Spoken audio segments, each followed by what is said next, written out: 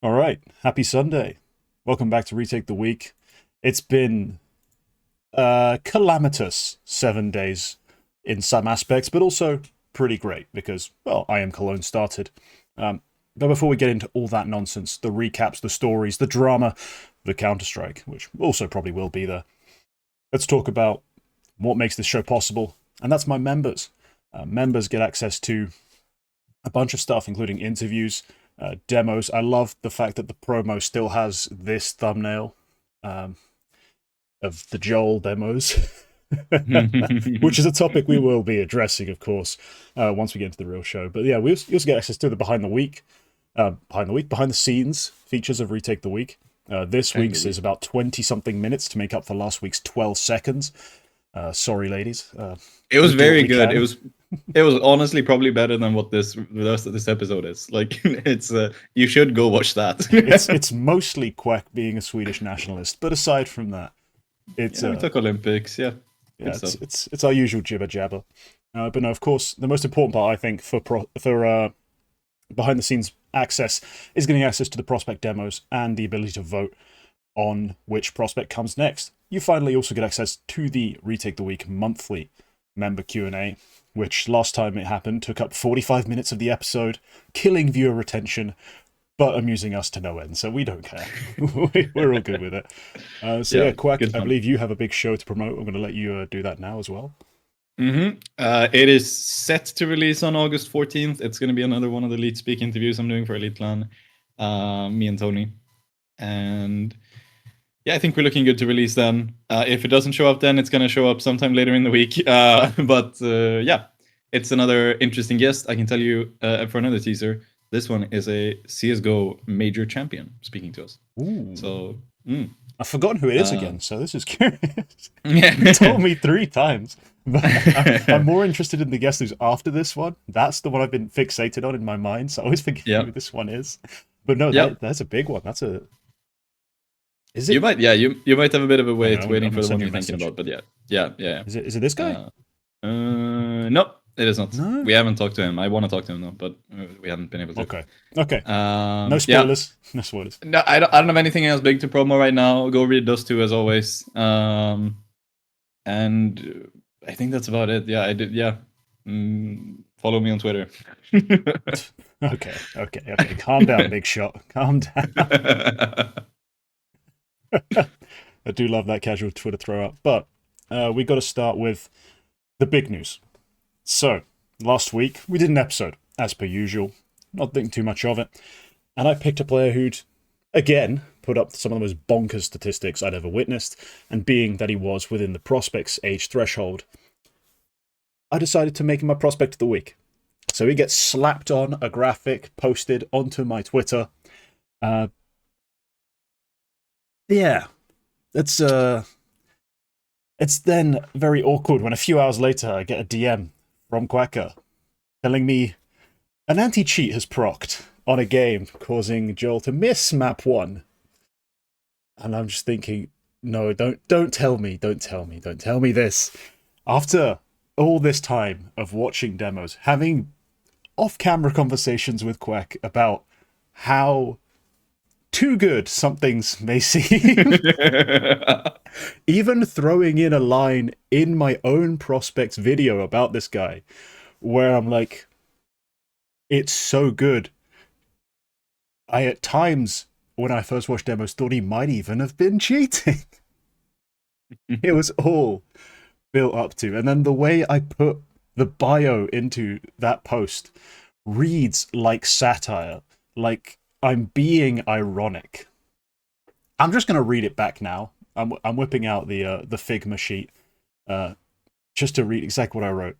Everyone's favorite, controversy-free, clean match playing, big round winning Swede has been bonkers these last 7 days, making him unavoidable. When he's on, his team can't lose. I mean, come on, you can't write it worse than that. You really can't. Just for this to all come out. Now, I'm just going to say, officially, he's come out and said, nah, I'm not cheater. BC Games' official stance via Guardian, really, is that until they have been presented something more, like real evidence. They're not going to actually come out and say, yes, he cheated, blah, blah, blah. They're just going to bench him, investigate. That's ongoing.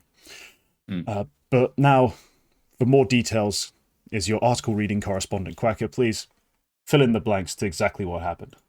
For this one, I am going to ask you to put this in the description of the video later. I did a super cut of the last episode, like how much we're talking up Joel and how much I specifically say, oh, he's taking this second chance and running with it. Nice. And later the same day, it is big news. He is banned. He is disqualified. He is whatever the fuck. Oh my god. What a day that was. But yeah, his official stance is he has never cheated. The cheat that was detected, I don't know what the cheat. Actually, Acros released the details of what kind of cheat it is. I don't know what cheat client specifically it is, in case any of you know about that kind of stuff. Acros do, but they haven't released that. It is a matter of like NDAs and stuff. But they have a lot of information. They know exactly what is installed. The kind of cheat that he has installed is one of those kinds that sort of activates in the BIOS when you boot the computer. Which makes it very difficult to detect since it actually boots before the operating system, so it can really much more easily mask itself. But Acros released an update the same day. I don't actually know if this is related, but it did add a new feature regarding memory integrity, I think, in Windows. Like it allowed a different setting, which I think has always been possible in Faceit Anti-Cheat and whatever else. And that same day, Joel then gets banned in the game he plays. He was banned when starting up the game because the way I found out that Acros works is that it bans you when you join the server, like when you try to join the server, because then it like the Acros system, when he launched the game, it did a scan, it found the software, and then bans him when he joins the server and kicks him, which is excuse me, perhaps a bit different to some other anti-cheats who might just lock you out of the server entirely from the start, but that's the way it worked out. So it probably came a bit sudden. I'm not sure if it was used, and I believe Acros' official stance is we have no evidence for it actually being used in prior games either. Like it isn't visible in any of the logs. It was validated afterwards. Like the ban only came after the first map was finished when they had to play with Red Star instead of Joel. And part of the reason for that was that Acros sat down and actually reviewed the evidence and validated that the ban was actually real, looking at the evidence. And yeah, it was not a false positive, which is the stance that Joel is taking, of course, which I'm a bit sad about. Like at this point, I think the honorable thing for Joel to do would be to, even if he denies everything, leave Counter-Strike, and if he doesn't deny anything, just come forward. But there was a small window of time where Acros hadn't released the details, and you thought, well, it could be something like a skin changer, or like it could be some sort of false positive relating to some Windows setting or whatever. Like it could be something entirely different, but maybe even another game. Like I could imagine scenarios where anti-cheat systems of other video games could conflict with we've had that before with other bugs. Even like didn't we briefly have it at Start CF2 with VAC, like detecting like different settings or things being wrong. That was all floating around.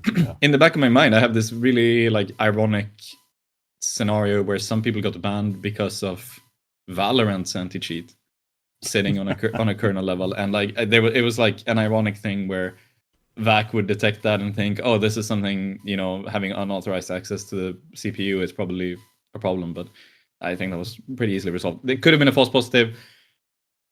Officially, if Acros is to be believed, there's a 0% chance that this is a fake ban. There was a cheat client on Joel's computer. This does beg a question, I think, considering there's no evidence that it was used. In theory, maybe he didn't use it, but he did. Yeah, he just has it lying about in the same way he never officially to E6 report match fixed. He only bet on his own games. No, okay, let's. Guys. I'm not going to defend him. I'm not defending him. But yeah, no, I'm actually not even going to go down that route. My stance, my personal stance, is he cheated. A lot of people have said that he cheated. His teammates have now come out and said, yeah, I sat in TeamSpeak with this guy. I knew he was cheating. Like at the end, I had figured out he was cheating. Like right before all the gods and shit kicked off. Rusty was primarily the guy who said all of this. Yeah, Rusty was the guy with the tweet I saw. Around the time the match fixing stuff came out, I just randomly see a tweet from Rusty, just like, yeah, and he's cheating. And I was like, what? Yeah, On he top got a of that, lot then of he hate. deleted it like pretty much Yeah, he immediately. got a lot of But hate for that. I thought it was something from the Godsend side, but apparently it was because he got so much backlash for making that accusation that he deleted it.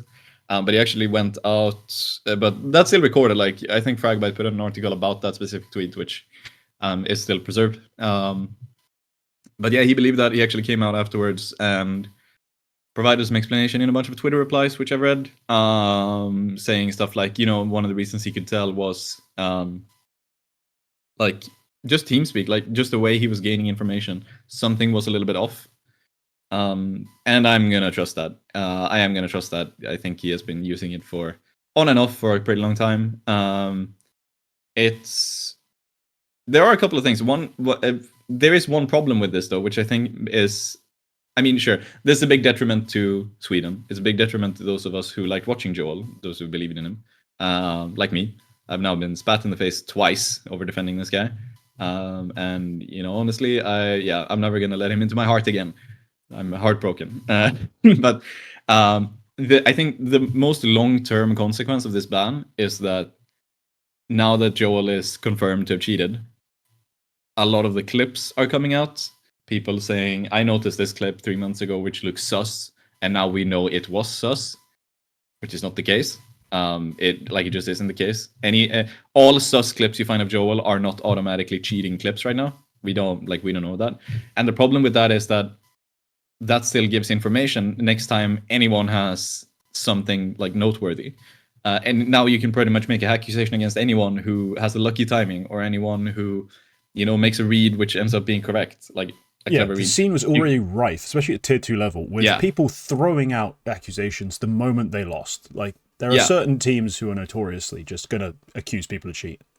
Yeah, and this really gives them ammunition because now they can parallel and say, if the retort is, you actually don't know, he could have just had that information or just took a chance and he had a good read. And the response can now be, well, actually, look at this sus clip from Joel and he got banned. And that's like the end of the debate for them. It does, in terms of long-term consequence, I think that's the biggest problem we're going to have in the community now with this ban. But yeah, I'm also happy that there is no coming back from this for Joel. Like, yes, he can technically compete anywhere where Acros is not being used, but Acros is a very popular anti-cheat client.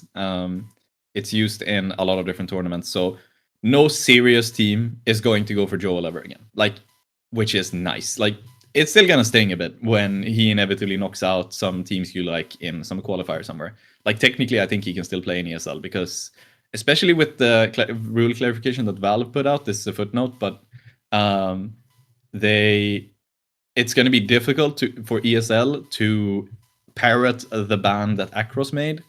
Like, ESL, I'm not sure they would want to take that chance because now every ban, tournament organizers can now ban, on their own whim, as they always could have been.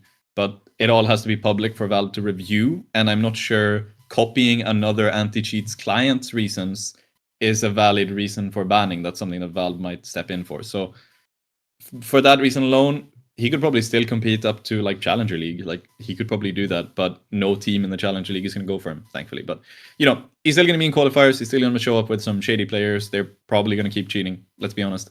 Probably going to bet his way into some money.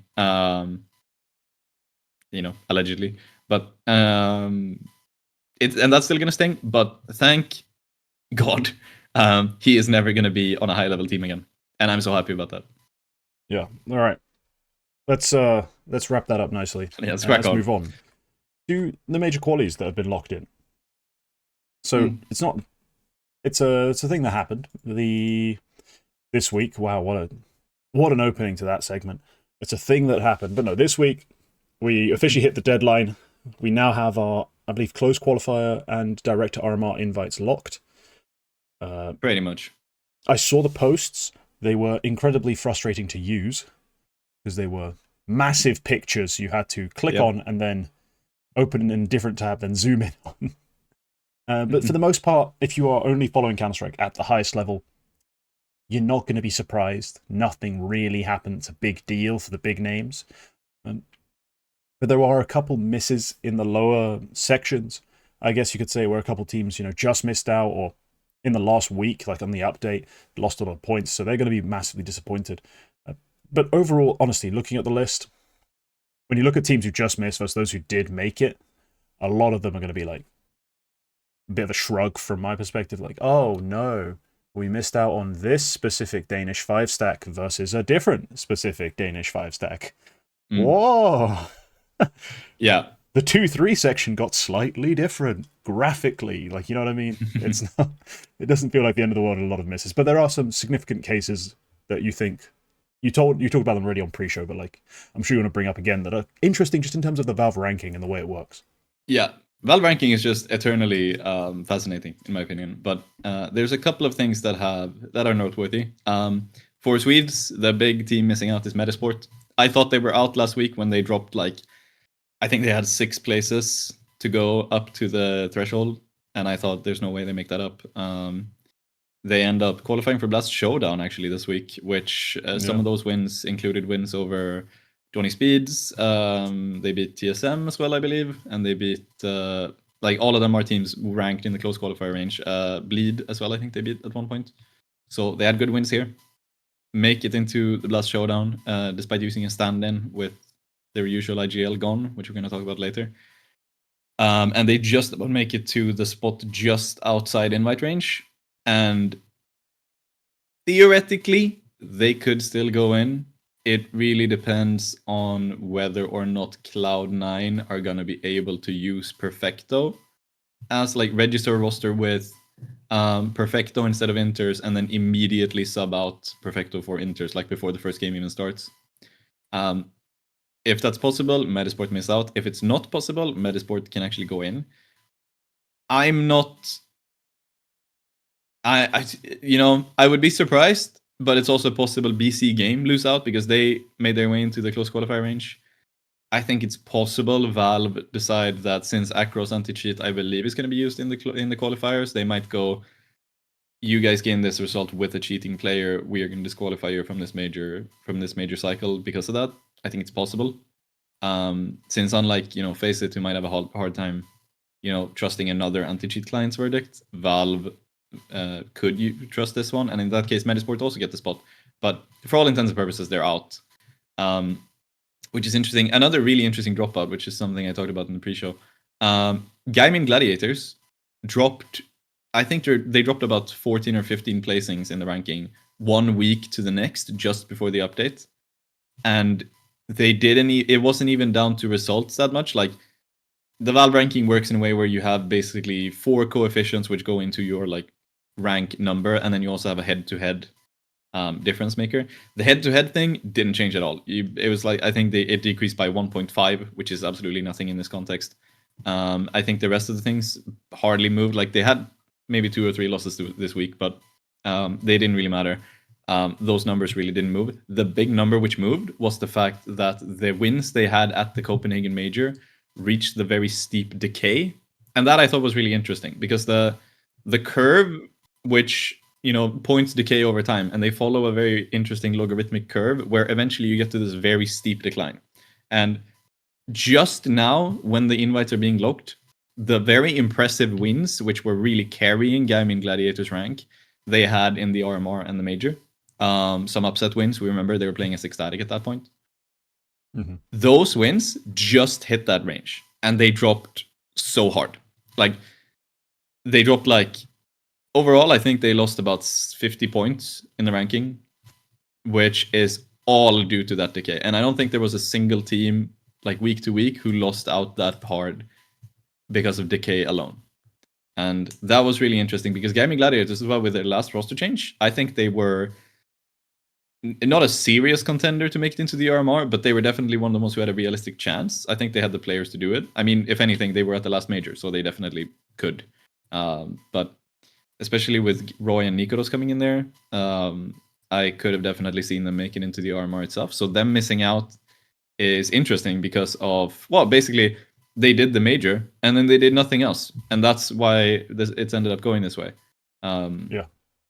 But yeah, those are the 2 interesting misses in Europe. There's a couple of more interesting things about. There was Akimbo the North American team with 3 Mongolian players who have actually now managed to move to the North American qualifier because they were originally ranked in the East Asian close qualifier.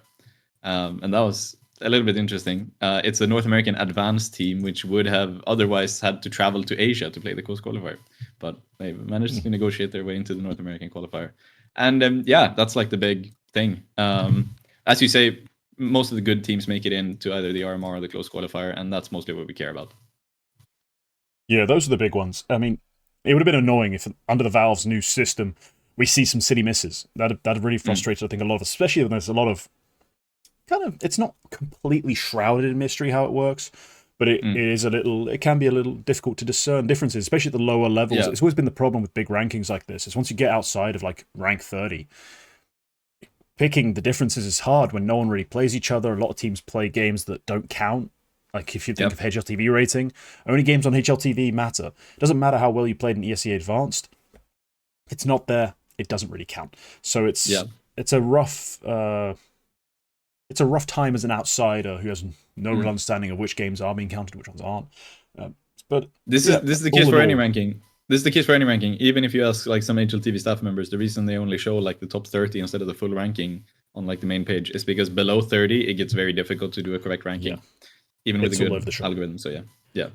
Like you'll see teams who are like, I think TSM are still ranked like outside the top 50, but they probably beat most of the teams from 40 to 50, 70, 80% of the time. It's just you can't realistically differentiate that much.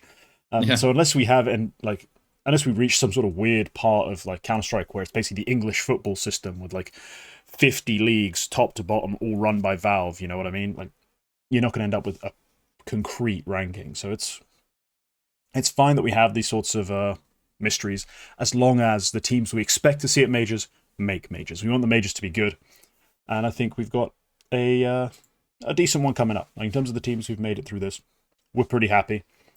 I think we need to talk about next is the hilarious boost bug, though. Speaking of things Valve have done, so they've attempted.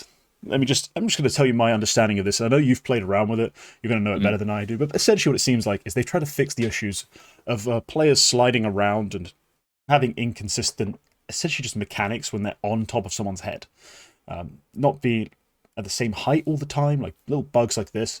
And so they've instituted a thing that will kind of lock the player in on the vertical axis, but have mistakenly made it so that you can essentially float as the person being boosted, which was not the plan. So it's led to some, like the one you demonstrated on Twitter, where you're able to see over the walls protecting the Vertigo B site. The one with the stairs, not the ramp. I always forget which one's which. Yeah. You can just be over that wall, looking over there, looking over into mid. It's pretty daft. There was one example of a team in NA, I think, Challenger League, accidentally activating it, trying to do a run boost into mid. Yep. Because there was no use for it. It was clearly accidental, but it was hilarious to see that pop up. Run boost accidentally got patched in that update as well. Yeah, so it's a bit of a mess. I believe it's been immediately patched again, though, and somewhat addressed. So all is good. But like, what exactly went wrong? I haven't actually played around with it after the fact, so I don't know if they just reverted it entirely or if they actually patched it. Right. What went wrong is that the boost bug, as it was, basically made your aim very jittery when you were standing on another player. And it's a bug which has existed since the CS2 was in beta. And my guess why it hasn't been patched has always been that it is just such a technically advanced bug that they haven't been able to figure out how. Like, they are still trying to figure out the Source 2 engine themselves. And the update that came sort of proved that to me, because it very much it was very much a tacked on fix. So my guess is that the root of the problem with the boost bug was unpredictable movement on the bottom player, which was causing problems. So their solution is, let's just make it so the bottom player can't move at all. And they've locked all movement for that player. What went wrong is they forgot to add gravity to that player. So, when you stack 2 players on top of them, they could float, which was funny. This was in the middle of the night. It was sometime after midnight, and I was talking to some friends. And all the best CS updates happen on a random like midnight update that then breaks everything. Still remember the revolver launch. That was the best 3 hours of deathmatch I played until like 4 a.m. when the fire alarm went off in my uni building. It was hilarious. All right, that's probably a funny story. But I was just sitting with two friends. This update dropped. We saw some clips on Twitter with like people doing the bug, but everybody was just like doing it in spawn and like doing it. I think Aquarius did like something where they dropped off the edge of Vertigo at the same time, so they could like land on top of each other and just float in midair. The obvious use for this is that any 3-man boost, which already existed, is now possible to do with 2 people without sliding. So you could do a lot of fun things. So we decided, let's queue up a matchmaking game on Vertigo. Let's see if we can use this.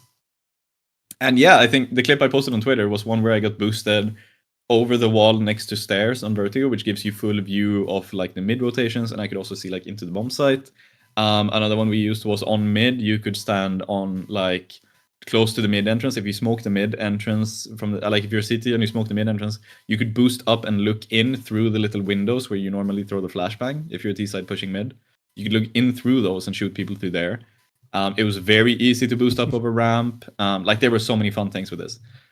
But yeah, they patched it. I haven't actually played afterwards, so I don't know if they just added gravity to the bottom player and that was their fix, or if they reverted it entirely.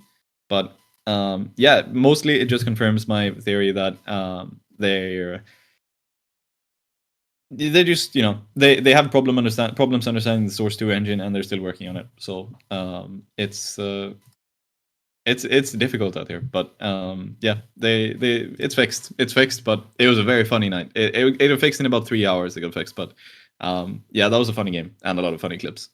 Just another blunder by Valve. So yeah, a little cock up. Oh, I like it when it's a fun little cock up though. When it's this is just silly, everyone can goof around with it for a bit, then immediately just fix it again. It's just lighthearted video game nonsense, really. At the end of the day, no.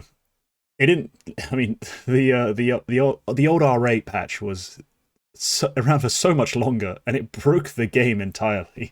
I still remember the old. It was Cobble was still in the map pool competitively, and there was clips coming out of like Challenger League sort of level games, where guys are just holding the long like pushes, just right click spamming, multi-killing motherfuckers. So I can imagine if this had made it at least a day without anyone addressing it, you'd have seen some bonkers stuff in those sorts of matches. So glad they addressed it. It's obviously massively game breaking. But let's get on to Cologne. Obviously, this week, it's the first week of the. In my eyes, I still have Cologne above Katowice just a little bit. For me, it's the big one. It has the best, like most iconic branding. The Cathedral of Counter-Strike. Unmatched, really, unparalleled. For an event that isn't a major, it feels like every year it is. So sorry, Katowice, the Spodek Arena compared to the Cathedral of Counter-Strike just doesn't hit the same. We had the play-in, of course, that's where we're going to start. There wasn't too much to report. Like, when you look at the bottom teams, you think FlyQuest straight home? Yeah, they're playing Europeans now. It's not so easy. Alternate attacks, what were they doing here anyway? Not that big a deal. But I think the first team I need to address that went... Well, they didn't go straight home. They won one series. It's Heroic. They did have to play their first game with a stand-in, and potentially, if they get to win that opening matchup, which is a game against MIBR that's very winnable, and maybe they do win it with Dexter, maybe not. If they do play that game, though, and they win it, it's a very different looking prospect for them. They don't have to be as worried about losing in that lower bracket, because they probably get a better matchup. But in the end, they do go home. Even with Dexter in, they didn't seem that great. You know, taking care of 3D Max is one thing, but then losing a close game to Heroic, where you got a good level of Nerds, just Dexter not really moving the needle quite as much as we hoped. I was really hoping, though, in their stand-in game, the first one, with Warrior 2K, we'd get a decent level out of Warrior, because it's been a while since we've seen him at the big stage. He's been really good in the past on Monty. Just really wasn't able to deliver this time. It's a difficult team to play, MIBR, but they're not a team who are going to outstructure you.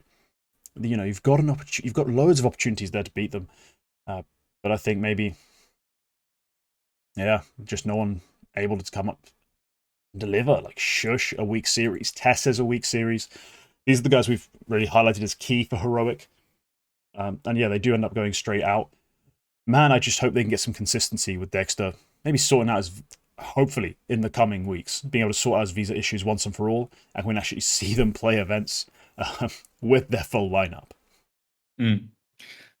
Yeah, I mean, it's it might be the last time we see Waro for a while at a top level, because as much as we were linking him to various big teams, None of as it's he come left true, has it? Monty, none of it's come true. I think he has played a couple of series with this team, but he actually has like a squad put together trying to make it orglessly. I can't remember who the players are. I'm trying to find it right now. They've not I played on think that HLTV. So. no, they haven't. I think they played some. They might have played some qualifier or something. I can't remember the players. It was some names you recognize, some names you don't. But yeah, I thought we were gonna see like a big War 2K masterclass with this event, but I guess he just didn't really fit into there. Yeah, he's they go out. It's not really much to report on. It's like that MIBR game is extremely winnable, especially considering how Oh, it's so MIBR then winnable. they just get thrashed by both 9Z and Pain on 2 maps. They do take back a couple of maps here and there, but like yeah, that's entirely winnable.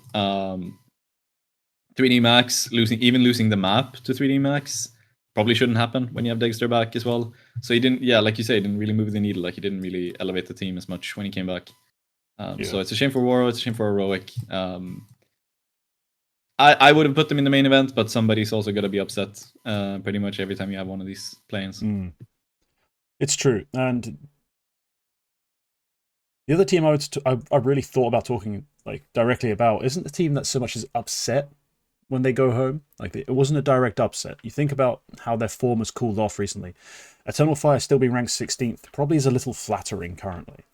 But they certainly would have expected, I think, to go through. And after, not super stompy, not that convincing, but beating a Falcons who, through their lower bracket run, certainly looked a little more reinvigorated, a little stronger than they have done at recent events, at least especially from the last season. You'd think maybe Eternal Fire are back. They're here to fire, but then they get taken care of by complexity. I wouldn't say stomped. But then, yeah, also unable to get a win against the Mongols, who have since gone on to do some crazy stuff. We kind of have to think about what the peak of this Eternal Fire roster really can be. Like, we've seen a decent level of performance from them last season, early on especially. It's tapered off. This event, they just can't seem to get themselves out of the pack. They're back from like 15th to 20th. They're going to probably be stuck there for a while, struggling to differentiate themselves. And with no real roster moves to make, seeing as they are Turkish speaking and they haven't historically taken the risks on guys like Jota. They haven't stuck with guys like Xfloud, who was briefly in the roster. I think not willing to give their star players not willing to give up spots, I guess, being the issue. What's the future really hold for this roster? I mean, I haven't really counted them out like properly. They've been on a bit of a downturn, but they've also been that sort of explosive team which can really show up. I think not being able to quite activate Woxic might be one of the big parts of it. Wicadia as well, someone who showed a lot of promise, like coming in as like almost a rookie of the year kind of thing last year. I would have probably put him as a candidate, but this year or maybe even this year, I can't remember which time you played his first events, but he's doing good, but he's not really like activating to the same degree. It is mostly just a Centaurus show.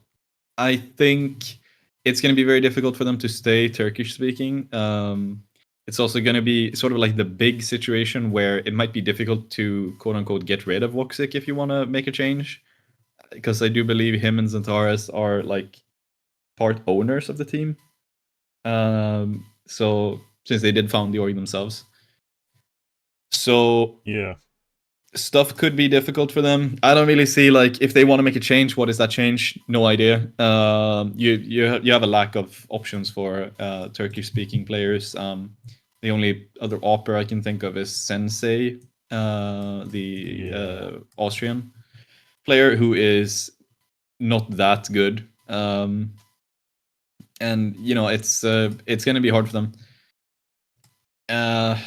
No, it's the I thing. would. I Yeah. just want to throw this in there. Like, we think of the other Turkish names we sometimes see pop up.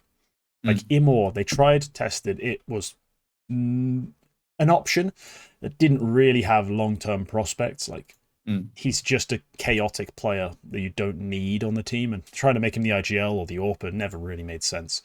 And then the other guys, xFloud was on this roster. The team with him on there didn't really function. Like, they didn't, as a team, get to the levels they did with this current sort of iteration.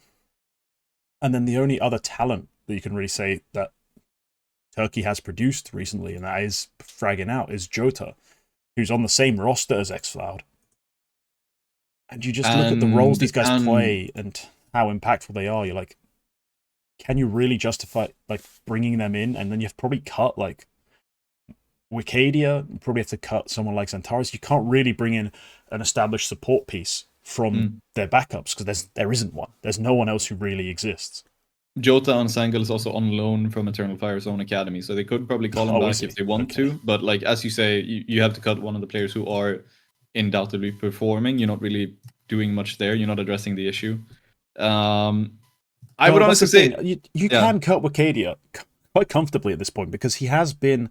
This has been pointed out several times, but most recently on the double swing, he does not have a CT side. He cannot play defensive Counter-Strike. It's just not a part of his game. And so that's been a big problem for them. He's good half the map.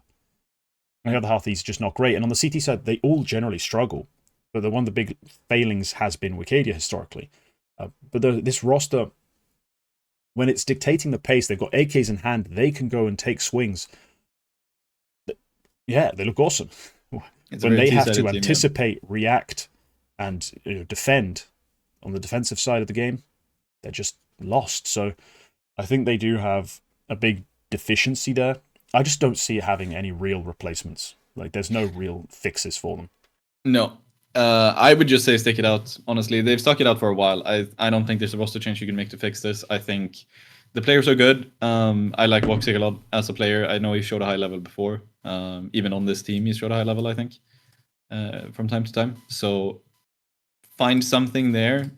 With time, something can change. Maybe it's time. I don't know how Faber is as a coach. As far as I can remember, he wasn't really part of the picture in Turkish Counter-Strike until he started coaching Eternal Fire, but maybe there's another option there. Maybe it's someone you can add to the staff to try to activate these players a bit more. But yeah, I would say stick it out with this roster. Yeah, we'll see what they end up going with. Hopefully they can find something, because XANTARES still is on form. Like, he's still a really good rifler. So I think if he's able to get a roster surrounding him, and perhaps like structurally something can be fixed to address their defensive weaknesses, especially, we can start talking about it. Because no, on the CT side, yeah, Woxic, he's got some decision-making flaws, to put it nicely. But right, just to summarize, out of the play-in, we got Complexity, 9Z, Liquid, SAW, Falcons, Furia, Pain, and Mongols. Which brings us to the main event, which we've only had one day of play, but already two of the biggest games, I think, two of the big unexpected games have happened. So, let me paint this picture. G2 and Spirit, on paper, are two of the favorites for this tournament.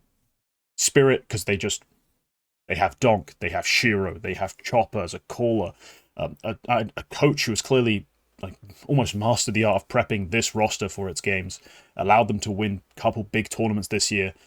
Zontix, who's being lauded as a great support, and Magix, who's been such a trooper for this IGL that he just seems uncuttable even now. They go into a game against Mongols. G2, just a stacked roster with firepower. Brain dead, maybe, but who cares? They can shoot head. They go into a game with SAW. Now, the first one of the day was the G2 SAW game. And SAW crushed G2 on their map pick. They pick Nuke. They didn't just like, oh, we kind of got lucky, we hit the headshots. No. They picked them apart entirely. They had prep for how Nico's going to play outside. They had glorious executes for the A bomb sites. They had everything ready to just dismantle an incredibly CT-sided G2. 8-4 on their T side. They bring it home. G2 for the entire map do not get 2 consecutive rounds, only singles. We go to Inferno, where obviously G2 have picked it. I believe Ancient was removed in the veto, otherwise it wasn't. They tried to leave it for second round, and they picked Inferno. Wow, they really hate Snacks.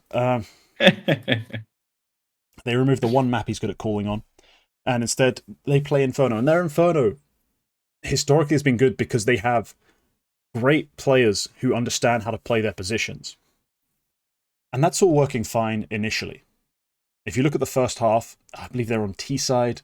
Yeah, they win 7 rounds. Big Look at who's performing. Yeah, Hunter. It's his iconic map. Historically, he's able to have a great performance here. Nico and MUTiRiS also are able to hit a couple openers to get them started on rounds. But overall, a solid T side.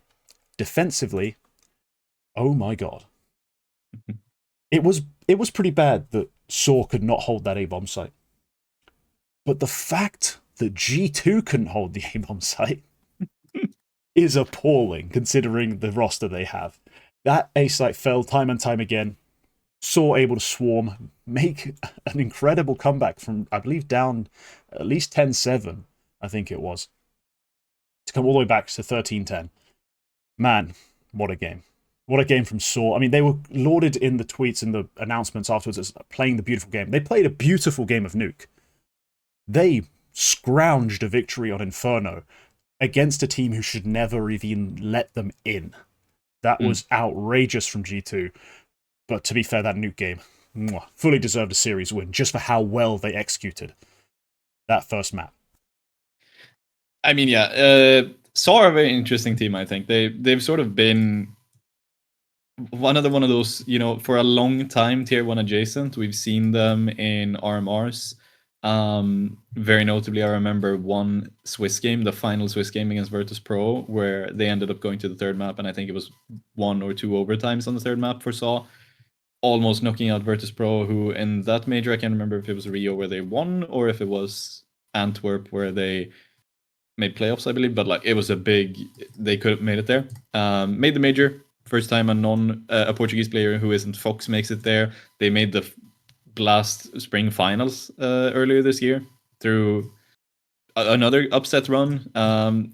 Lucky draw, honestly, to have Liquid basically dead Cloud9 and OG for these games. So, but they still make it there. And now they come into this game, and it's a big game. It's a really big game for them. That Inferno T side as well. Looking at the stats, it's Arasdoshi and you jerks. There we go. It's their show. Arasdoshi is someone I think I picked as a prospect before. He's a very impressive player. No, here's the story though. This is the thing that's missed maybe in just the raw stats. The fact that SAW lost that A-bomb site is because Arasdoshi was asleep. Like he was just unable to hold his pit. But then on T side, he's just dominating the A-bomb site on the other side of things. So he flipped the coin entirely, and actually, it wasn't just the A side, actually. He was just good all T half, trading, entering. So no, I think Arasdoshi deserves a bit more credit just for the fact that he recovered his Inferno. But no, Ujerks and Arasdoshi are the 2 talents on this roster. Like, Story, okay on the rifle. MUTiRiS, clearly calling really well. That's something that was noticeable. Like, really good calling. Yeah, and honestly, look, I'm just going to say it. As we've said, this G2 lineup, it was doing well, but there was going to come a time before someone tactically counters it very hard. And it's impressive that it's MUTiRiS. Like, out of all teams, I probably wouldn't have expected MUTiRiS to be the caller to finally pick apart this G2 lineup. But we were right. Like, Alexi P did it, but that was their opening. Yeah, but like, you know, properly. Because even then, that was in a final. Like, G2 still probably got a bit too far. But like, it was just a time. What I mean is, like, there was going to come a time when G2 became not just a team with a weakness, a team which is tactically bad. Like, that's the point. And MUTiRiS is the one to unlock that. That's pretty cool. And you just kind of want to gloat in the fact that, you know, we kind of predicted G2 would eventually fall down. Let's see if they get knocked out. Even then, this is a big failure. I think they have a long road back to recovering this into a good event after this loss. They have to make it very deep to consider this a good Cologne showing. It is a loss that should never have happened, like never in a million years. So they have to win their game today and then Yeah. play the loser of Navi Astralis, just for a chance Yeah. to then play a lower final. So they are far from saved. I mean, I'm going to be honest. Their opponent, who we also just have to address, I think they're going to lose this game today. Because Spirit, Yeah. they played against the Mongols. Now, the first game is Mongols pick. And this one wasn't actually that surprising. It's a little surprising that we see Donk, who was... Honestly, he just got traded a lot. I'm going to be honest. Mongols did have a lot of good trading, and they have sick aimers. So in raw duels, they're not actually that unfavored, I guess. But I think Donk had a rough map of Ancient. He overfaced in a lot of cases where I didn't like it. Didn't have his usual like game on. And so they were able to kind of neutralize him, get the win in overtime. And you're thinking at this point, okay, nice, Mongols, you won your map pick in OT. Yeah. I mean, whatever. It's not that deep, right? For the first map, the small surprise is they closed it out, but I don't think it's surprising they make it close. Like, yeah, I think it's almost half expected they make it close, yeah. We know they're a good Ancient team. It wasn't that crazy. I then stopped watching the game. I mean, yesterday I was very busy. I honestly, like, that first map coincided with me going home, showering, and then going back out again. So I was helping someone move, so I was busy all day. I get to like stop doing what I was doing, look at my phone, and I see 8-4 CT side Anubis from the Mongols. Wait, really? Don't tell me. Do not tell me. They're gonna go make this 2-0. And they do. They close it out with 5 rounds straight on their T side. I couldn't even believe what I was watching. Like, I know Mazinho is talented. That's been apparent for a long time. Mechanically, he's been sharp. He's always been a threat with no matter the weapon. But dropping 40 kills in two maps, just like this against Spirit with all the talent they have stacked up. Yeah. This match right here is just the quintessential example of like, oh, this team was warmed up. This team was rolling because they didn't look this good in the play-in. Like in the play-in, they did struggle to bring a few maps over the line. Like they didn't have like any convincing like series wins. It was all like, you know, a convincing map, but then a struggle to make the other one come through. Good on them for making it happen, but never, locked. More than once in the play-in, I thought this might be the beginning of the end for this like great run of form that Mongols have had. Over this year, I thought that this might be the start where like they're getting countered, and then they go into this game and they do this, and I'm just proven completely wrong. Just dumpstering them on Anubis. I did not expect. I think Anubis is a bit of a. I didn't think of it as a Spirit map, and I know I saw it tweeted. I think it was actually Thorin tweeting about the veto, saying that it's actually just a Spirit attempted punish pick, and in that sense, you can't give them too much shit. Like if you're gonna be the best team in the world playing an underdog, flexing your map pool should be something you do, but yeah, did not expect this to go this way.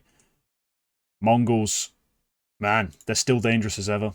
They have a 50% win rate on Anubis, and they got crushed by Eternal Fire, like 13-4 on it. Like, you do not expect Mongols to beat you on this map.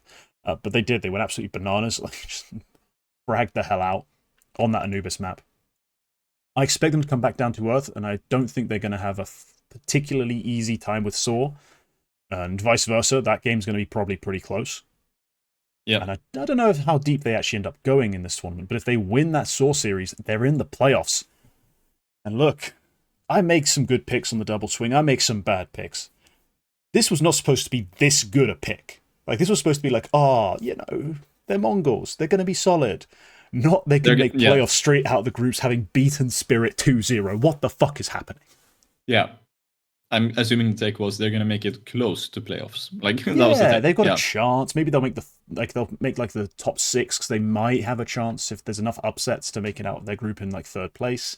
Something silly like that. I wasn't expecting 13-4 like, on Anubis.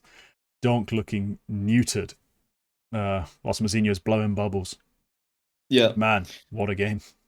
Something to talk about is that either SAW or Mongols are now guaranteed to be in the playoffs.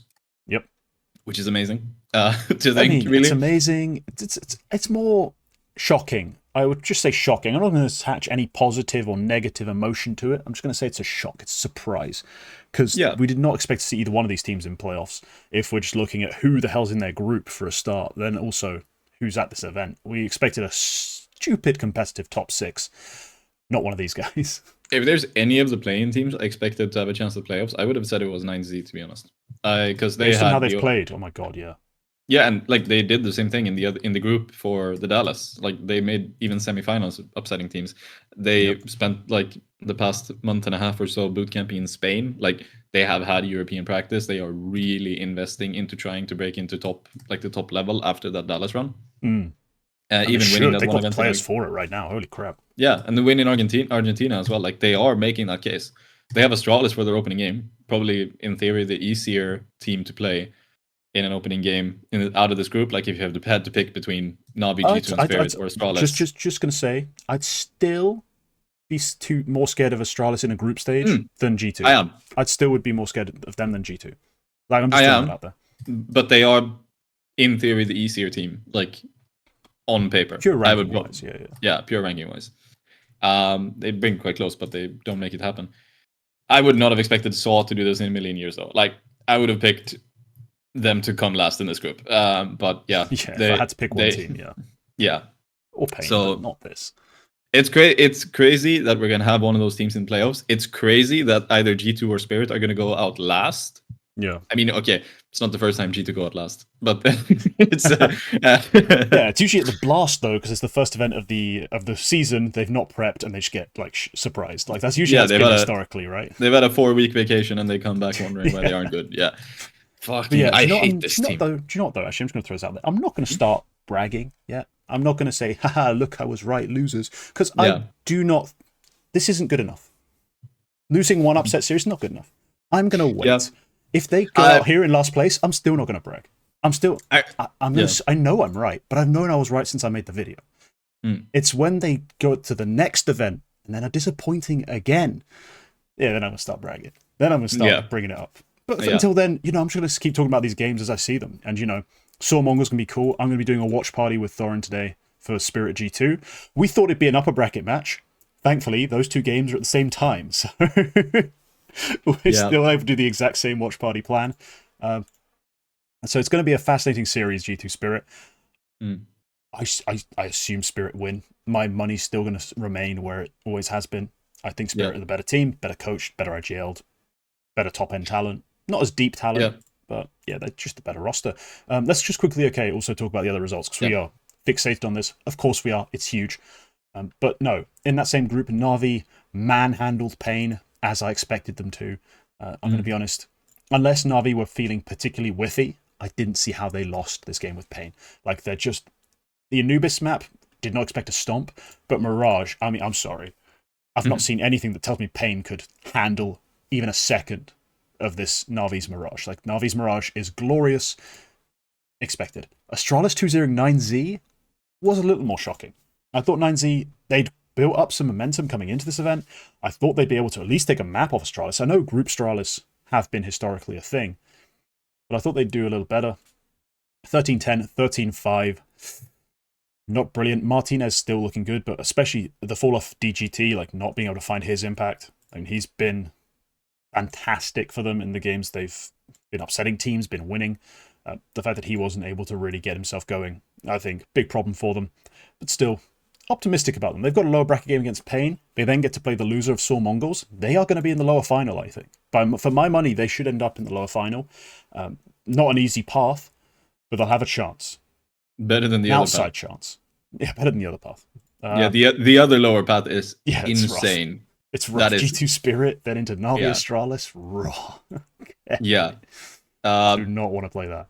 I can say already now, whoever ends up in the lower final, it's going to be the ones who come from that side who probably make playoffs. Like, it's going to be G2 Spirit, Na'Vi, or Astralis are going to make playoffs out of that lower final. You'd hope so as well. You'd hope so. Yeah. Otherwise, we're going to have two upset teams in the playoffs, which is kind of insane. just from this group. We have another group going as well. Like there's another group. And the other group was the one I thought was like I thought this upper group was going to be the hard one, the big one, the stacked one. Group A looked crazy. Na'Vi, Group A has a Spirit. very clear top and a bottom layer. Like the other group is a bit more mixed. It's a little more mixed. Like Group B, you think Virtus.pro are still one of our like top 8 teams. Jesus, they've not played like it. And then FaZe also in a massive slump. You're thinking, Vitality taking a few hard losses recently. MUTiRiS, I still think are low-key the second best or third best team in the world at worst, but they've not been that brilliant. So maybe there's a chance. There's only been 2 games from this group. They've got 2 more of their opening round matchups today at 12:30 my time. But Complexity open up with a technically upset. If you've been watching these 2 teams play Counter-Strike recently, they're pretty much on the same level. I'm going to be honest. Generous to Virtus.pro and Complexity to call them top 12 in the most recent events they've been playing.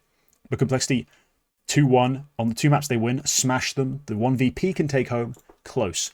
Tells you everything. I mean, Elige, best player on the server, and it's not even close. We get nothing out of the Virtus.pro riflers. Nothing. Electronic especially. Just awful performance from him. But a masterclass from probably NA's best player. What an demolition. I was not expecting Complexity to win the game convincingly. Gonna be honest, as much as I might paint it as a coin flip, I don't think anyone really saw those map wins going that dominantly in their favor. The other matchup, VP Complexity, a game we see sometimes quite a lot, I feel like, because they often end up being the number 8 and number 9 seed going into different events, I feel like. It's the lower bracket matchup of Destiny. Yeah, and that is also always a 50-50 game in my opinion. Like, but yeah, Complexity make it happen in much more convincing fashion. VP really just continuing on their downfall. They needed a better start to the group stage here, considering how their blast groups went. Yeah, I mean, Complexity, get yourself some stickers, take all that fucking money, and figure out how to replace your bots at the bottom of the scoreboard. Like flop doggy dog. It's time to go. Like I used to rail on him just basically on the basis that everyone overhypes him to me, and I don't see it. Since looking at the tableau for CT positions a week ago and realizing he and Grim have the same target rating, but he's 0.1 lower, get the fuck out my team. Just try again. I'm sorry. Like go find a new identity for yourself. Go sign someone better. I do think especially if Elige's going to give us this like vein of form again, and he's still not able to get a damn thing done because he's on coal. It'd be disappointing. But before I get lost in those weeds, FaZe Liquid. They really don't know how to make it a convincing win, do they, FaZe? 13-11, 13-10. The fact that they win the game, I think, is just a victory in itself, right? They've been so rough recently. They'll be glad that they escaped this ultimate, I think, showcase with the W. Very quickly. A lot of people, I think most people, HLTV did a poll, I think 60% of people thought Liquid were going to win this game. Makes sense. Quite crucially, I think, I have to double check this, but they got a good map out of ROPS, the nuke map. I think that could be important because quite crucially, the Esports World Cup and Blast Premier Fall groups we've had were ROPS's first career sub 1.0 rated LANs. Really? Ever. Well, LANs, he's had a major before, but he only played 3 maps there. Okay. It's the first time since the Berlin major, which is pretty good. It's the first time on FaZe. Wow. He's at a sub 1.0 event. And that's pretty crazy. He had 2 of them back to back as well. So getting not the first map was fine, I guess, but the second map he has the top frag, that's probably important, even if it isn't like the superstar performance. Could be good for his confidence because the next game could also be difficult, I think. Yeah, I mean, lower bracket, they face Vitality or Furia, loser of. And I get it. Phase 1, they're playing in the upper bracket. Oh, sorry, I was thinking about Liquid. My bad. Yeah, they're playing winner of. It doesn't change what I have to say that much. Yeah. And I think an upper bracket matchup, I'd assume Vitality ends up there just because I still don't quite rate Furia, despite the upgrades. I still think they're short of being a true threat. I still think FaZe Vitality, it's a matchup which is dictated so heavily by who on each team decides they're going to be good this week. And I get a group stage, you probably still get really strong performances out of Spinks, despite us criticizing him and not liking how he plays. A lot of our critiques come during playoff time. Group stages, he's not really struggled to find his numbers. Plus, I still think they have one of the more consistent, underrated players in FlameZ. I think that's a really rough matchup.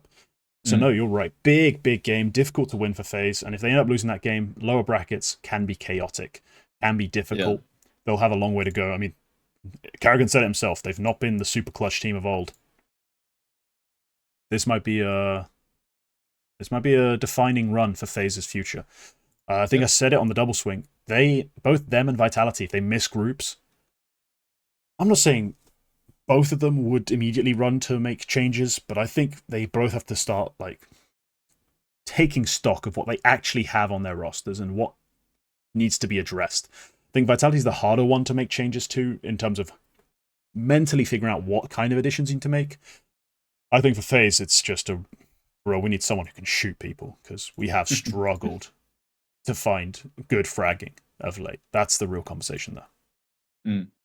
Also kind of in an eternal fire situation, in the sense that how much can you squeeze out of this lineup?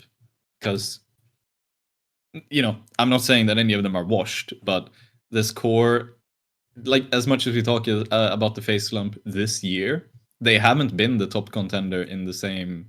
They haven't been the same team that we've seen them be in the past with the superstar players they have. Like, over the past... We're coming up on the past 2 years. They've had 4 event wins, and none of them are particularly big. Like, it's been EPLs. We had Chengdu, Sydney, those kind of wins. Yeah, those are the only 4 event wins they've had. Since the Rio Major blunder, which was like the first big downturn after the Antwerp High and like that whole spring season where they looked really, really, really good.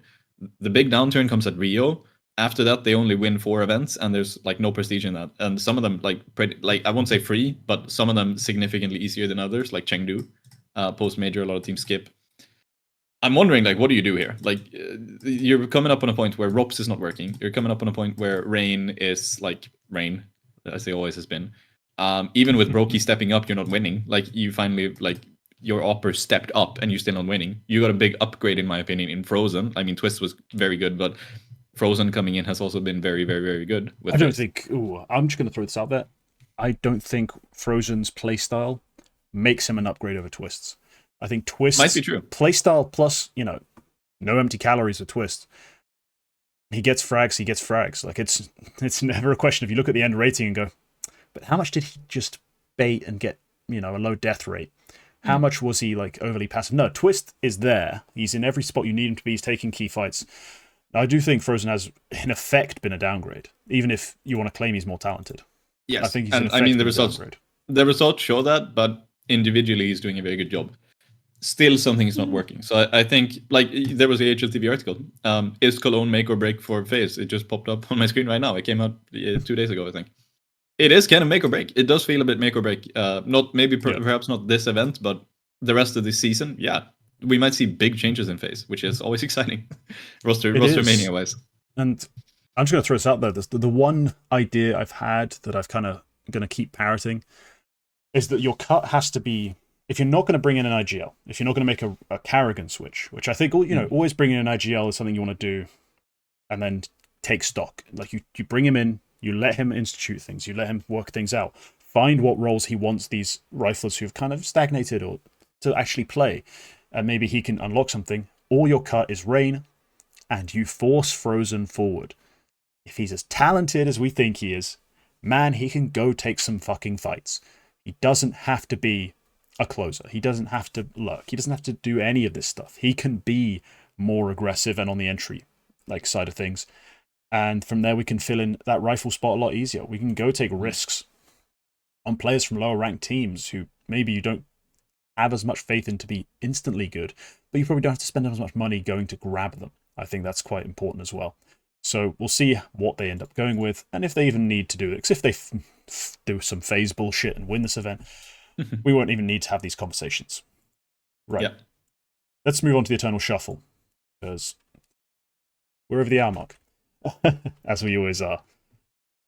The Eternal Shuffle. We drag this on sometimes. We do drag on certain segments sometimes inadvertently. We just love talking about Hammerstrike. Which nerds? Right. Yeah. OG have made a couple changes. They've added Crizzen to be their IGL, and they've cut Keto and brought in Buzz, and I love it. Hmm. I think if you're not going to be a serious contending team, like a team who actually wants to break into the top 10 and go win events, taking risks on academy level players who are young, still finding their feet, but have shown a lot of promise is the right way to go. You're not going to have to waste excessive amounts of money buying players out of contracts. You're not going to have to take the same risks everyone else has taken on players who've been washed for like 4 years. And now you're like, oh, maybe I can reinvigorate Roy. Like, no, just give up. They've instead, as a team who needs to take risks, picked up an IGL who I think has done a decent job on Malzahn XT. Like, they're always one of the more talented academies because they do the best scouting, really. But Krizen has a fragger and a leader, has been really solid for them. So I think that's a cool pickup. And then Buzz,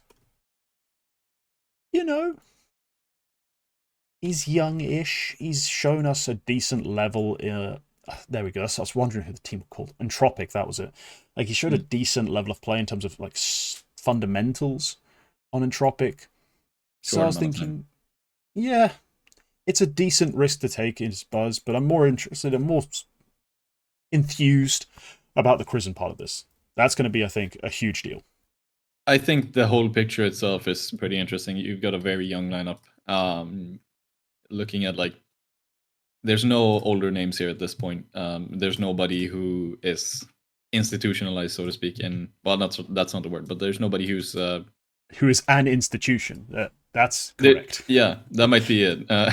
No, but like, there's nobody here who is like a mainstay in tier 1, which I think could be a blessing for them. Like, even last time, even in the last couple of rosters, they had players like Nexa, they had players like Keto, someone who has competed at a high level for quite a long time. And as much as we talk about that tier 1 experience being valuable, I think it is also sometimes a curse. I think sometimes finding things out in your own way, like starting from scratch with a more fresh-faced roster, could be a good call. Buzz, of course, still had a long period with Astralis playing at a high level, but I think Buzz still, yeah, I think I'm honestly more excited about the Buzz part of this. Krizen is an interesting pickup. It's interesting to go for a 17-year-old IGL. But I'm probably more interested about the Buzz part because Buzz did a good job on Astralis. It's my bottom line, honestly, around him being there. I think he could have done more. They ended up replacing him in the end either way. But I think he could have stayed on. I think he could have had a good career in Astralis. Now he's an OG on trial. I think he is going to end up staying. I don't see why they would cut him if unless there's another move to make, like another player they directly want to bring in who's a big upgrade. Yeah, you probably do stick with him and make it and try to figure it out. I mean, I think there's other players on the team who'd, if you're gonna make some other move, you'd probably look to cut, because I'm not convinced on Nexius currently. I think Fiku's been around forever on this roster and has been mostly middling. Like, there's been periods where he's been promising, but for the most part, he's been very mid. So, and I'm still not sold on Modo, actually, to be fair. So, I think there's a lot of question marks, but it's a situation where you've brought in a young IGL. See what he figures out. If nothing, make a few changes, trying to bring in some more established firepower. Not necessarily older, but just guys who've been around tier 2, who are still like 20, 21. Can shoot heads a little stronger. Like, the Xiphons of the world. Those kind of guys. Spots-wise, I'm not really sure who the heavy god replacement is here. Because it wouldn't be Krizen if he keeps playing. Not directly Krizen. He's got a lot of conflict. It's going to be someone of Nexus or Buzz who's going to be like trying to fill those roles, I think. Krizen actually has a bit of conflict with Nexius. He would, yeah. They had conflicts on Mouse as well when they were together. It's very interesting. There's no, like, you're losing a crap ton of firepower with losing heavy god, so it's very much a case of, I think I do hope OG don't just try to, because OG play no maps, like they play no events. The last roster after Nexa left almost a year ago played like 40 maps, like it was nothing, and it's mostly losses. It's mostly losses. Like, yeah, in total, the post Nexa rosters of OG with Heavy God and Nexius and eventually swapping Regali for Modo, those two rosters played 44 and 27 maps. They don't play anything. Like, they play nothing. So what are the like? I do hope they don't do the same thing as they have done, just tossing this roster into the tier 1 deep end and just hope they make it out of blast groups. I do hope they actually start playing. Are there any blast groups left? No, not now. But I mean, I hope they just actually spend this fall season playing Res Regional Series, playing CCT, trying because to. Like, what events can they even play now? Like, there's next year's going to be the Open circuit. Yeah, this year, I mean, there's some open qualifiers even now. Like, there's some open qualifiers even now. There's IEM Rio open qualifiers, which I think is played. The open qualifiers are played soon, but I think the event itself is played later in this year, and they are still in showdown. So I guess they could. I guess they got showdown. That's about it. Like, yeah, maybe they can make it into like a Bet Boom Dacha or like in an Elisa LAN or some challenger or whatever. Mostly, I hope they start playing online stuff because it's like these guys need a lot of practice to work stuff out. You have big shoes to fill with Heavy God in particular, and nobody's like clearly plugging in. So it's they have to lay groundwork, and you can't do that by just throwing them into blast groups and hope that the practice works out. But mostly they're gearing up for the close qualifier for the major and showdown. I think that's also what they said in their announcement. Yeah. Okay. We'll see. Right. The other big move, which is not very big, is MUTiRiS have had to temporarily, at least officially, I think it's temporarily, bench Jacquinho due to, I believe, health concerns. You'll know exactly what's going on. But in any case, they've had to bring in, who's temporary standing in, is Lumi? It's nothing official just yet. Nothing official, okay. But it continues to be just whatchamacallit? A shit sandwich, essentially, for MUTiRiS. This roster ongoing is just a problem after problem. Yeah, the problem now is that Opper and in-game leader of this team, Jacquinho, has decided to take a step back to work on his mental health. A decision I think has come very suddenly. He was missing in a couple of the games, and I know like it's a serious enough issue. I respect him for doing it. It's definitely something he should have done. It is. I don't think it has anything to do with like playing on the team itself. Like I think maybe some people pointed fingers at like Jacquinho has gotten a lot of hate as a player. I don't think that's a factor. Players are historically very good at coping with that. Whatever the case may be, we shouldn't speculate on that. But he is temporarily out of the team. The way he phrased it, he doesn't know if he's going to be away for a long time. He specifically even said, I don't even know if I will be back to Counter-Strike. He might just be gone. So I'm expecting this to be a long-term absence. Leaves MUTiRiS without an IGL, which is probably the bigger issue. And it leaves them without an Opper. The player who stood in for them in the couple of games Jacquinho was gone is... the way you should say his name is Lumen, I believe. Is he one of those Swedish guys with the one? You're like, you're supposed to know it's N in Swedish. And I'm like, yeah. A lot of people in Sweden also just say Lumi. But Lumen has... Lumen, by day, opts for Lil Mix. Something to know about Lil Mix right now. He saves Stockholm from the Eagles. It's actually kind of the opposite. It's kind of the opposite. By day and night, he works shifts at some sort of full-time job, and by night, he plays for Lil Mix because Lil Mix are not a salaried team.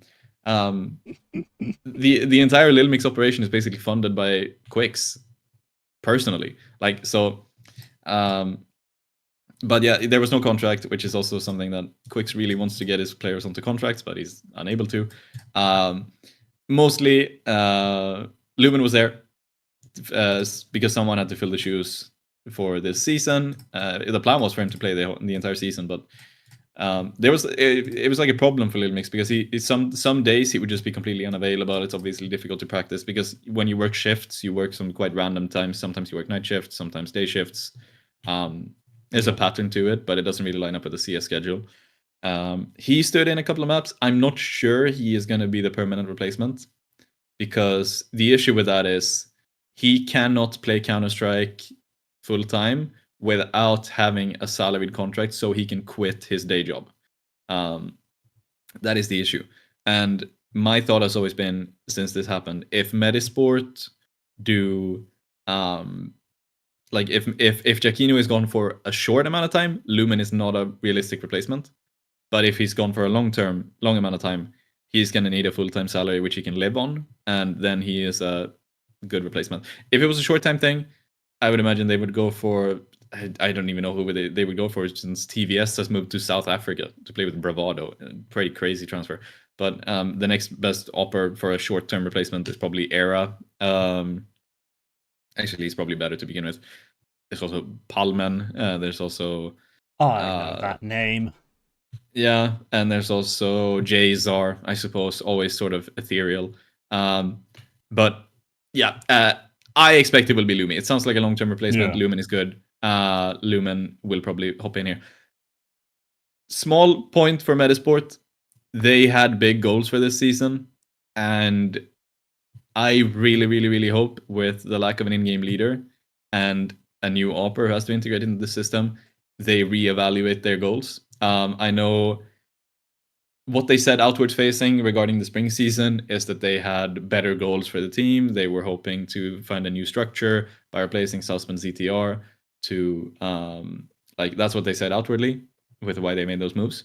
SAWS's criticism of that is, we only practiced after 5 p.m. because we were in a full-time team. What other goals could you really have other than making, beating Falcons and Monty in a blast showdown? So it was like a big ask to ask more out of a part-time team. Now they're full-time. Nilo and Adam B have quit school, or they've graduated school. They are full-time. They have salaries. It's a big operation now. They had big goals for this season. I would imagine their goal was to make the RMR, since they did sit in that close qualifier range for quite a long time. Very rapidly, they've fallen out of it. They've now had to make a very substantial roster change. I really hope, if Zevas and Abdi are watching, I really hope they decide that the rest of the season is another groundwork season. They have to start over. I believe Plopsky is the one in-game leading. He was the one in-game leading in the games prior. I'm not sure if that's going to continue. I'm assuming Metasport will say more about it later, which is something he hasn't really done before. I hope they realize that this season is going to be a very difficult season where they need to work a lot of stuff out.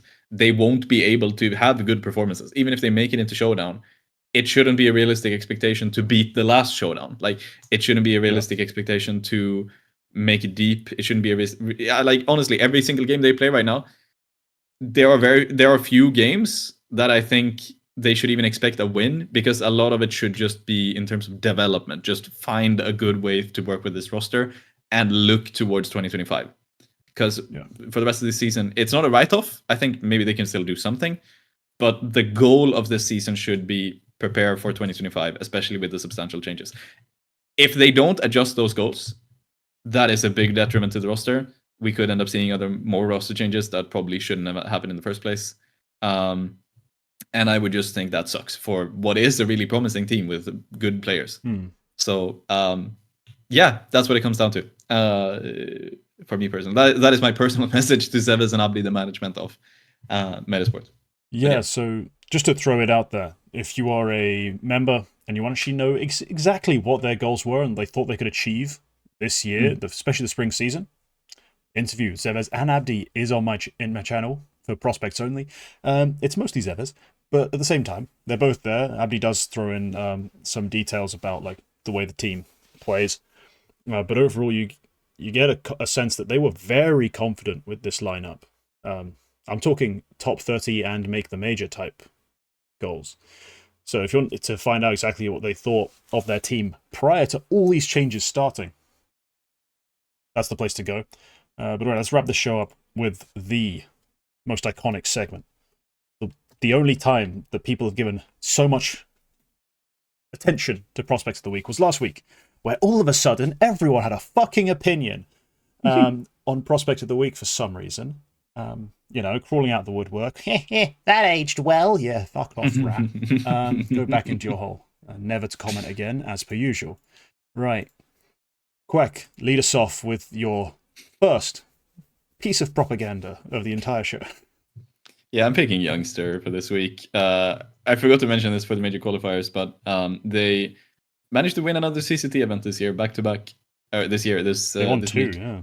Yeah, they've won back-to-back CCT events, which is good for a tier 2 team, like they currently are. I think they have a good chance of like starting to make that move upwards, especially with the players they have. It's like, yeah, there are a few points on this team I could see needing a clear upgrade, but youngster, I spoke about this in the pre-show and T didn't agree with me whatsoever. Yes, there's an Yes, extensive back and forth about this, and I'm going to bring it all up again. I don't give a shit. everybody on Sangle played a very good game.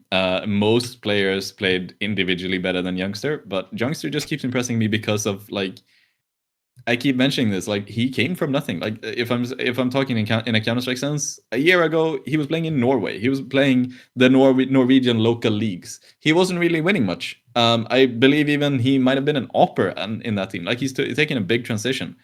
Comes into Sangle, and I'm like, who the hell is youngster? Why have I never heard of youngster when he stepped into Sangle? And over the past 3-4 months or so, they have just really shown everyone up as a team. It's largely in part of Jota and xCloud, who are playing an excellent game. It is LNC, who I think is calling a very good game as well. But it's also youngster who seems to, where otherwise his average rating and his average performance might not be the best, he doesn't really stand out in that sense. When it comes to big games where he needs to find a floor, he does find that floor. Like, he finds that level which he doesn't lose a game. Like, he doesn't lose an important game for Sangle, and that's something I admire him for. Like, for as the young player he is, as a 19-year-old about to make his tier 1 LAN debut as well later in the year, because they have a spot in ESL Pro League since winning Challenger League. So yeah, just another event they win. I know you disagree because other players performed even better this week, but I don't care. Like, Jota, I mean, good job. Like, Jota, good job. You're also a very good player. It's also sort of the same thing. I wouldn't have expected, maybe 2 years ago, I wouldn't have expected a single player on Eternal Fire's academy team, having seen them in WePlay. I wouldn't have expected a single one of them to make it quite far in their careers, because they just came out of nowhere and then, started being very good. Now, good on him. xCloud as well, someone who has been up and down, playing with very good players. Kind of got screwed over with the Gorillas project, which eventually turned into Titans. Eternal Fire as well. Was there, did all right, got replaced. Good on him, as a footnote. But yeah, all these footnotes, these 1.4 rated, carrying every fucking series, guys, who are footnotes to the youngster story, because he's Swedish. Youngster's doing a good job. Tilts me off the face of the earth. But my word, look, this. I'm not gonna try and rehash it too much. I'm just throwing it out there. Is this category always picking the best youngster? No, it's picking youngster. Apparently, yeah. You've done it several times.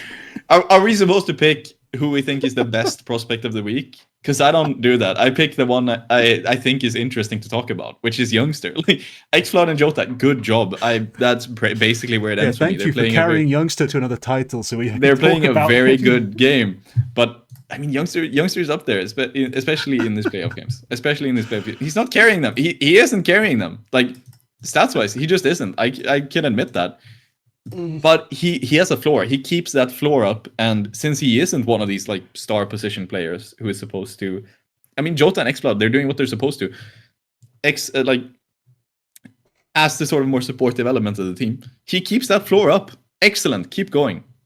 I'm so excited about Pro League. It might be one of the events I'm looking forward to most for the rest of the year, honestly, just because we'll get to see Sangal on that. All right, my prospect. I feel kind of pissed off that I had to repeat, but I look through the entire. It's getting obnoxious, the number of weeks where it's the same 4 or 5 names of legit prospects that I consider worth talking about, because there's always like an Aurora Youngblood player thrown in there, but I watched them play a game. It's members only. Go watch that demo. It's horrible. I can't in good conscience promote these guys. It was a chaotic mess. But Zyphon on TSM had one of his best weeks, I think, since signing. Like, outstanding in all their matches. Even despite the best of 3, they somehow lost to Revan. I remember seeing that go to a third map thinking, what the hell? But they did end up dropping that series, but through no fault of his own. No, this TSM lineup has been a bit of a revelation for him. He struggled, I think, to find real identity on Sprout. His stand-in stint with Heroic was surprisingly solid. Like, considering he came in, played bitch roles, he had some good maps, some good series. But this has been really the comeback. Like, since Flames, it's been mostly lows, not that great, not finding his spots. But this is a revolution. It's a change in his playstyle, far more aggressive, utilizing his mechanics to the fullest. And TSM have benefited from it. They've been really good straight out the gate with a basically entirely new roster. Like they've had to just they've stuffed this together and made it work outstandingly. I think Altex has really slowed down since, at the start it was him and Xiphon we were kind of mostly thinking of praising. Altex slowed down a bit. Xiphon, we saw this week, certainly hasn't. Outstanding performance from him. I feel quite confident picking him. And if he turns out to be cheating, the moment we stop recording, I'm just going to throw my PC out the window. Like, I can't be bothered at this point. If that happens 2 weeks in a row, it'd be outrageous. But no, I think Xiphon, an easy pick. Really solid player. One of the few Danes, I think, truly destined for upward motion in the tier 2 space. Because so many of them are there doing fine. I think he's actually got the potential to go up. TSM, quite impressive. They've only been a team for almost exactly a month. They've already played 30 games. They've pretty much played one game a week. Or one game a day, sorry. Yeah. Probably more as well, invisible to HLTV in various qualifiers, because I know we've had a couple of those as well. But they probably really went for the fact that we want to make it into the close qualifier, so we are going to have to go hard. Like, we're going to have to play everything we can. Did they make it?